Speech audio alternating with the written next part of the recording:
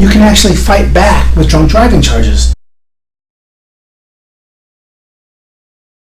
So many times I get phone calls from people and they basically say, hey Mark, I got arrested for drunk driving. First and foremost, the state of Indiana has to prove a person was operating a vehicle while intoxicated. A lot of people jump over the part, but they gotta prove the elements. Operation, being in a parked car is often not enough. We have so many cases where people are parked on the side of the road and they're sleeping it off, or they're actually found not by their vehicle.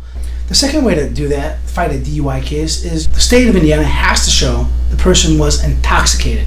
Intoxicated is basically an impairment of your mental thoughts and abilities. A lot of times you get officers saying, well, they were unsteady on their feet. They had red glassy eyes. They had slurred speech. Number one, officers aren't trained to ask, hey, have you been in any kind of accidents? Have your legs hurt? Have you been on your feet all day working at a job where you can't take breaks? Oh, it's 3 o'clock in the morning. Your eyes are red. Hey, your speech is slurred. 9,000 times out of 10,000, the officers have no idea what the person actually talks like. So those are very subjective type things. And a lot of these officers are working DUI grants and they pull people over. They're looking for things to push into this mold of DUI. So don't just take anything for granted. Also, the timing of the certified test, whether that's blood or breath, it has to be done within 3 hours of operation.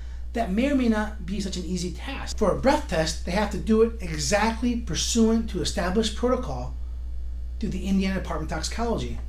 And you can actually find problems with that when your attorney requests the download data. If there's a blood test, well then there's all sorts of issues with that. It has to be done pursuant to a protocol approved by a physician. Most of these blood tests being done 1, 2, 3, 4 o'clock in the morning by nurses who are working really hard but they're tired. Don't take anything for granted.